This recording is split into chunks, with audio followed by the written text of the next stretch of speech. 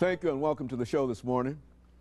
The topic this morning is the Metropolitan Nashville Education Association, and we're fortunate to have with us to talk about the Metropolitan Nashville Education Association the president of that association, Dr. JMerritt. And of course, Dr. Merritt, let me welcome you to the show this morning. Well, thank you for having me, Dr. Haney. Well, to tell you how delighted we are to have you here, and to know that one of the most important issues that we could probably talk about this morning has to do with education. Absolutely. And being the president of the Education Association, I'm sure you got a lot of information that you can give us this morning, a lot of useful kinds of things that people really need to know.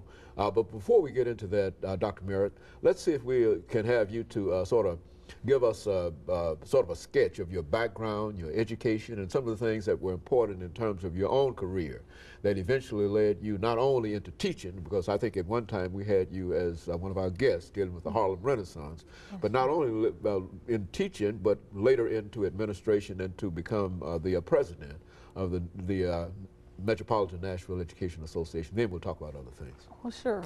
I'm a native Nashvilleian, and I was educated in the public school system here. So Metropolitan Nashville Education Association is a natural progression for me, because public education for me is not just a passion, it's a true love affair.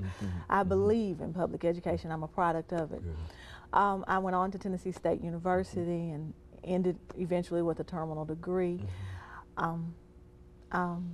I guess I have one sister, I have a mother. Okay, and of course you're really involved in education and in a real sense, because I think one of the most important things that we have to deal with now is education, and I think that if there is... Oh, you asked about my teaching, excuse, not to cut you off, but I did teach for 10 years, and then I became a guidance counselor. I'm not in administration, I became a guidance counselor.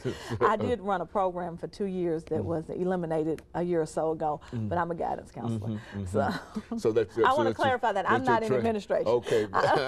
Okay, very good. And I can imagine, I know why that would be so. But what we're saying here, Dr. Merritt, I think, is that really your association it has to meet a great challenge, because the recent cutbacks in education, I mean, in funding for education, and I think that will create a real situation for your association and the kind of things that you have to deal with. As a matter of fact, you know, quite a bit of that information has been in the newspaper recently. So let's have you to talk about some of